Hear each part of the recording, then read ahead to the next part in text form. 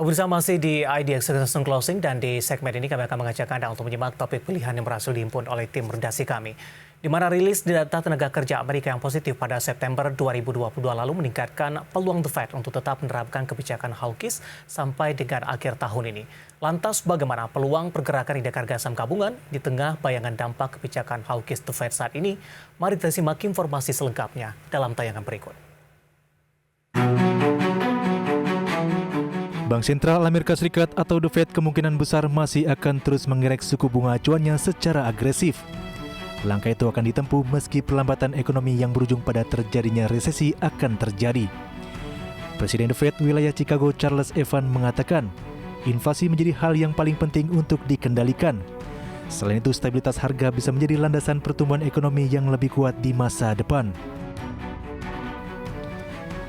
Sementara itu, Departemen Tenaga Kerja Amerika Serikat pada Jumat pekan lalu melaporkan tingkat pengangguran turun menjadi 3,5% pada September 2022 dibandingkan bulan Agustus yang sebesar 3,7%.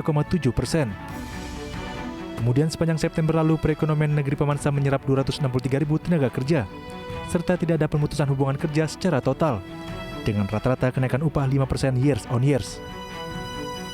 Dan pada awal pekan ini, kalangan analis memprediksi laju indeks harga saham gabungan masih akan dibayangi sentimen penurunan data tenaga kerja tersebut dalam sepekan ini.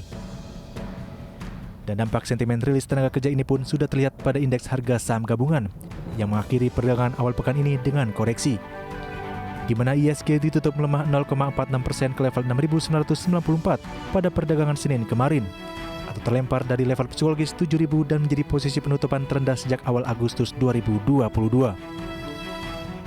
Pelemahan ISG pun masih berlanjut sampai dengan sesi pertama perdagangan hari ini. Dan pada pukul 11.30 waktu Indonesia Barat siang ini, ISG terparkir di level 6.980,16 atau terkoreksi 0,2%. Tak hanya menyeret jatuh pergerakan ISG, rilis data tenaga kerja Amerika Serikat yang lebih rendah dari perkiraan juga menjadikan nilai tukar rupiah yang ditransaksikan antara bank di Jakarta tertekan pada awal pekan ini.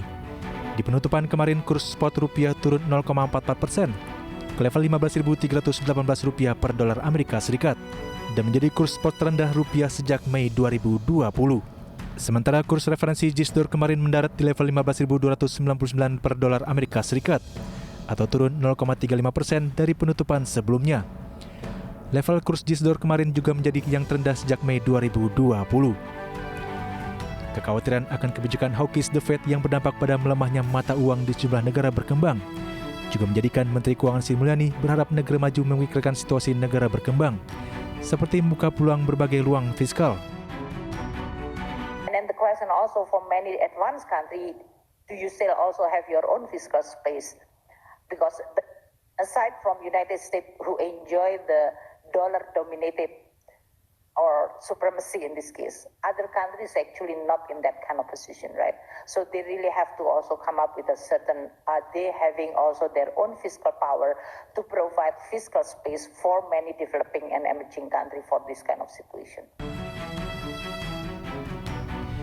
Sri Mulyani menambahkan bahwa setiap negara termasuk negara berkembang menjadi pihak yang terdampak ketika The Fed menaikkan suku bunga acuannya.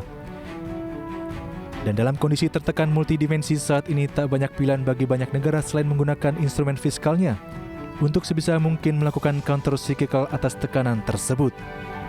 Head of Research NH Korindo Sekuritas Indonesia Liza C. Suryanata seperti dikutip laman Kontan mengatakan, fokus pasar finansial dunia pada kuartal terakhir 2020 ini adalah keputusan hawkish atau dovish dari The Fed dalam tren kenaikan suku bunga.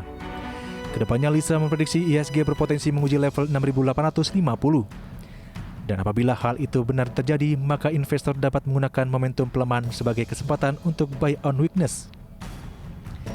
Adapun sektor dan saham yang menarik untuk dicermati yakni sektor perbankan, komoditas, telekomunikasi, dan energi.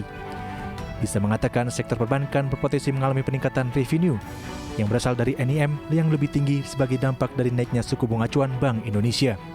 Dari Jakarta, Raharjo Patmo, IDX Channel.